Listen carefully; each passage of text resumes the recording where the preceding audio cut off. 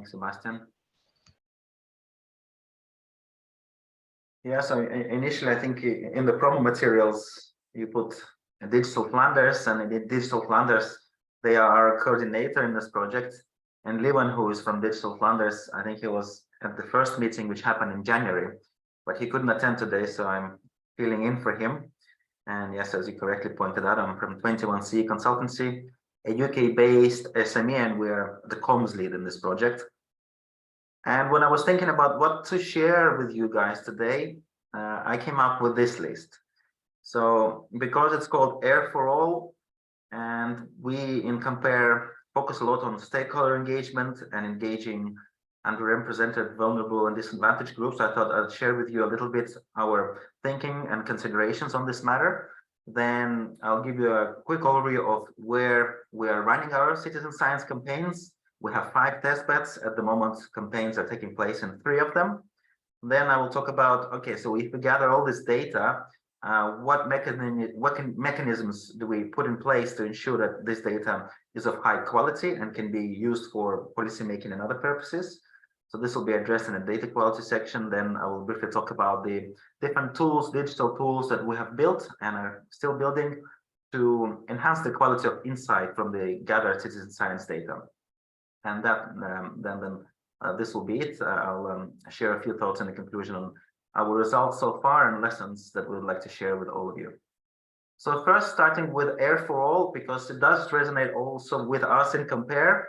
And I think in general, citizen science, we know that it can benefit, it does benefit participants in different ways. It can benefit them directly through participation in data collection, problem formulation, so they can pick up lots of different skills, knowledge, they can grow their social network, they can meet friends, but it can also benefit them indirectly. So for example, if citizen science data is used then in certain mobility policies, urban planning decision making, then for example, and if these decisions lead to better air quality, then we have the indirect impact of citizen science on the stakeholders. But traditionally, citizen science has been limited to specific groups, and there were some studies conducted in the past that looked at, okay, so who were the participants in citizen science projects? And by far, the main participants are educated, white, middle-aged men sometimes. And the idea then in many projects, especially in recent years, has been to expand and grow the pool of beneficiaries. So not limiting it to the traditional participants, but to include people that are traditionally less inclined to participate in this kind of initiatives, so that you can spread the benefits of citizen science, direct and indirect benefits, to the wider community, to the wider social demographic groups. So these are some of the considerations that concern Air4All within COMPAIR. And then in the project, we have identified 2 types of groups that we would like to prioritize. In the vulnerable group, we want to prioritize children for reasons that include their greater exposure to air pollution, because children, due to their age, they still have developing lungs and brains and all other vital organs. They tend to also breathe more often, and usually through mouth, which makes them even more exposed to air pollution. And at the same time, the benefits of air pollution can benefit them greatly, not only at the health level, but also educationally. Because if you embed citizen science related activities from a young age, then it can translate into better educational attainment, better child development. So vulnerable groups, there we focus on children in COMPAIR. And also we want to target people with a lower socioeconomic status. This has been our objective since the beginning of the project. But what we've learned so far is that actually this group is not so easy to engage for reasons that include recruitment and motivation. So as regards recruitment, you can't really go out there or post an advert on Twitter that we're looking for poor people. You cannot also say that we're looking for people, for example, who earn little money or who use street kitchens. So recruiting people with this specific background is not easy. And also these people, if they're from lower socioeconomic background, they usually also have different things on their mind, maybe how to earn money, maybe how to look after the children, how to get their residence status. how to submit their application for asylum, for example. So they do have other things on their mind other than collecting data on air quality, for example. So getting them into the project is not so easy. And for that reason, we've tried to come up with a broad, diverse approach for targeting both vulnerable groups, children, and lower socioeconomic status groups. So obviously for children, we are targeting schools. And then we're also targeting charities in our pilot locations. And these charities, they can work, for example, with migrants, they can work with low-income families. This can be charities that are focusing on health. And often in these charities, you have community leaders. These are people in certain communities, in migrant community, for example, trust. So sometimes approaching community leaders first to recruit people is a much more effective way than just publishing some information online. But also, if it's difficult sometimes to target lower socioeconomic groups, then you can do this indirectly by targeting pollution hotspots or deprived areas, which tend to be disadvantaged by air pollution more than areas in more privileged neighborhoods. So in a nutshell, this is how we think of Air4All. This is how we think of the inclusive approach in citizen science and how we try to implement it in COMPAIR. And now, very briefly, as I mentioned, we have 5 pilots where we're implementing the citizen science, the inclusive citizen science approach. It's Flanders, Berlin, 2 cities in Bulgaria, Sofia and Plovdiv, and we also have the city of Athens in Greece. And we have this very diverse network of cities, and we have cities obviously in Northern and Central Europe, where you have a much older and developed citizen science culture. And we also have cities in the Balkans, in Bulgaria, in Southern Europe, with a slightly less developed citizen science culture, with a slightly different citizen science landscape and different policies that promote citizen science. We actually did a review of 100 citizen science projects across these 4 countries. That's a citizen science landscape review snapshot you can see at the bottom. And it was really interesting to see how, for example, the citizen science landscape differ in these countries. For example, in Germany, you have all kinds of projects. You have EU-funded projects, but what was surprising to us to discover is that a lot of projects, citizen science projects in Germany, for example, they're what we would call domestic. And a few of these domestic projects, they've they've expanded outside the national boundaries, like the sensor community.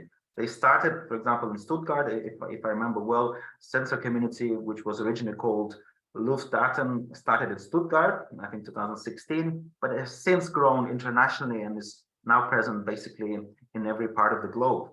Whereas in countries like Bulgaria and Athens, you have a lot more EU-funded projects, and maybe this is like a gateway to citizen science. So you first start with EU-funded initiatives, you learn from them, and you start slowly building your own domestic citizen science market. So we have very diverse pilots. We included very diverse cities in our network so that we can see the differences and we can better understand how stakeholders, how volunteers engage to citizen science with citizen science activities in these different countries, how policymakers react to citizen science data in these different countries, and then we can examine the relationships, examine these responses, and draw some lessons and conclusions. And in three of these pilots, we have currently experiments in Flanders, in Berlin, and Plovdiv. So in the next few slides, I will briefly tell you what the experiments are focusing on, starting with Flanders. In Flanders, there's a small town called Herzele, and recently, literally this month, they introduced what is known as School Street. As of 17th of April, the Burgemeester Matthias, that's the name of the street, has become a school street. And what it means is that the school, during certain hours in the morning and during certain hours in the afternoon, is closed to traffic. And in this case, it's closed only for half an hour. I know in some cities it's closed for longer, for a few hours. But essentially, this is what School Street is about. And normally, when School Street is introduced, it's for these reasons. It's to reduce traffic near schools, to reduce pollution near schools. And one London study discovered that nitrogen dioxide concentration can be reduced by nearly a quarter as a result of the School Street. And the other reason includes promoting green behaviors such as walking and cycling, and also reducing parks that can be inconsiderately parked during drop-off and pick-up times near schools. So that's all very good, but then one of the criticisms of School Street is that they can lead to traffic displacement. So you close one street, but then all the parents, they drop off their kids in the adjacent streets. So to check whether this problem happens, indeed, in Herzele, they launched a citizen science campaign, and COMPAIR is a part of it, is leading it. And it's happening for 2 months, starting 17th of April.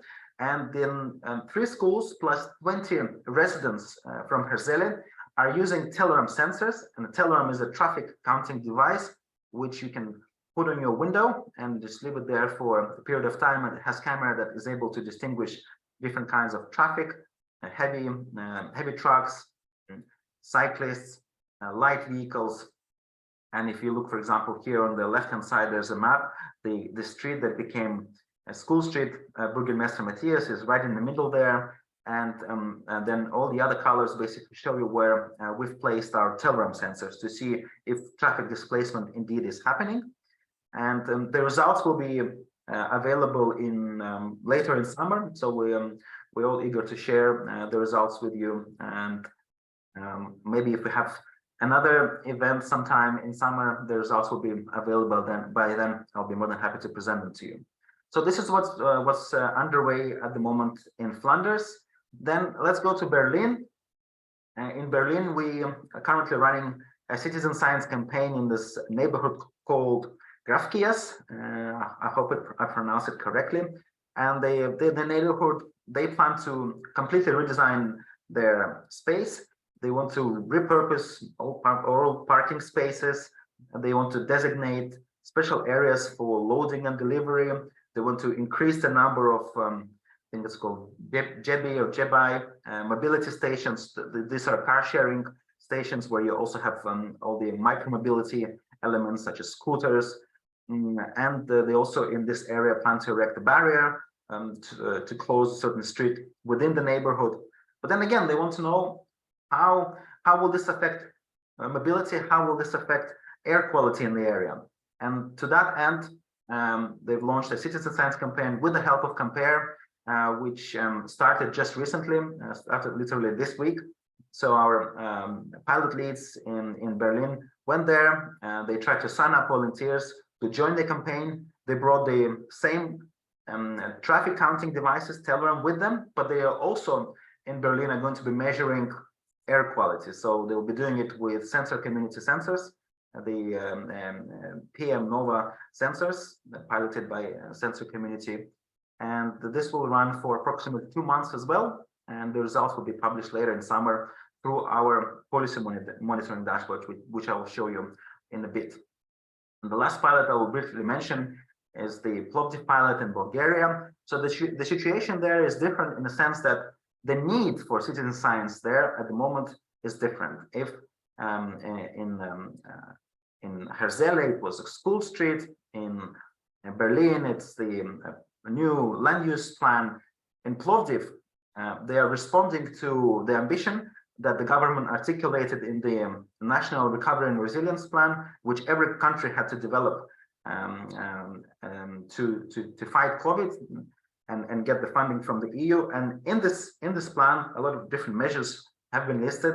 One of them in the Bulgarian plan concerns the improvement of STEM education in schools, enhancing digital literacy among students, and promoting extracurricular activities. So the pilot in Plovdiv responds directly to this need for more STEM education, for enhanced digital literacy, and for promotion of extracurricular activities. So our local lead there from the Energy Ages in Plovdiv went to the school and showed them the different sensors we're using. Again, these are the same Nova PM sensors for measuring air quality, and they also put a few traffic counting devices on the school to measure traffic. So this is also taking place until the end of summer, which is when the holiday season starts for students. But then it will resume again in autumn when the next academic year begins. So these are the 3 pilots where we have citizen science compare citizen science underway. And then in the next slide, I would like to just say a few words about our data calibration strategy. So it's all good to collect this data, but ultimately what we want to achieve and compare is to try and promote the uptake, promote the reuse of this data by policymakers. And they will not use this data unless it's good quality, unless this data can be trusted. So we're using this algorithm, which is called the distant calibration. And we need to use it because, as was also mentioned by Lars from Sweden, also by Ryak from Stuttgart, and generally it's a known problem with citizen science with local sensors is the accuracy, because they are very much affected by atmospheric conditions like temperature, humidity, and wind, but also by natural factors. NO2 is obviously caused to a large extent by traffic, but there can be also natural factors that cause NO2 concentrations. This can be microbial activity in soil. This can also be lightning. So it's important really to separate the factors. Ones that are caused by human activity, the other ones that are happening naturally in the environment. And so in this approach, in the calibration approach we are following, we're placing sensors in different locations. So some of them are measurement locations, like the areas near that neighborhood in Berlin, for example, but also in other pilots in Athens and in Sofia, we'll be placing our measuring devices in the parks, where you don't have so much anthropogenic factors, and also we'll be placing our sensors next to the reference stations. Then all the data will be triangulated to support the development of the multilinear model, which in turn will guide the calibration performance. And the goal is really to minimize the impact of the microenvironment around sensors to make sure that the sensors are showing reliable data. So this is it in a nutshell, the cloud calibration, the distant calibration approach we're following in COMPAIR. And then very briefly, I will show you how then, once data has been collected, once it has been calibrated, how we're going to enhance the quality of insight from citizen science data. We have 3 tools. The one you're looking at now is called the Policy Monitoring Dashboard. This one will use different kinds of data. So this will be citizen science data from our sensors, data from sensor community, data from official reference grade stations, but also data from traffic sensors. And at the moment, for example, if you go and check the traffic data, it shows a simple graph. But our goal is to include a more in-depth analysis of this data, so that you can then really see, in the case of Herzliya, for example, how the traffic changed before and after the school street was introduced, how the air quality changed before and after the school street was introduced. So these are the more advanced features that we're currently building into the platform. And the second app that we're building is called Dynamic Exposure Visualization app. This one is a mobile app, not a dashboard. And the app is based on augmented reality. It shows users the air pollution in their immediate vicinity. And air pollution is visualized as floating particles, which can be spheres, can be stars. They can play with different visualization options. It can show pollution. And we're now experimenting with different visualization styles for intensity. Maybe if they want to see the intensity, they will display the clouds. A cloud can be green, cloud can be red, a cloud can be yellow to show the intensity of air pollution. But maybe they can also see the swarm of particles. So if you are completely swarmed, then it means the pollution is high. If there are less particles floating around you, then it means the pollution is relatively low. So these are some of the visualization options we're experimenting with in this AR app. And the last app we're building, the digital tool, is called the CO2 calculator. With this tool, citizens will be able to input their parameters as regards their traffic and travel behaviors, as regards waste management, as regards energy consumption, and then the calculation will show how their carbon footprint compares to the national average and to the EU average, with also some recommendations provided for improving the carbon footprint, offsetting it with specific measures. So that's really all. And I think I think I'm a little bit over time, but just to say that I think in our case, in the case of COMPAIR, we learned that for citizen science results to be sustainable, you need to improve data quality and also to link citizen science to different policy measures like the schools, like the new land use plan. And that's it, guys. Thanks very much for your attention, and I hope we can continue these discussions in the future.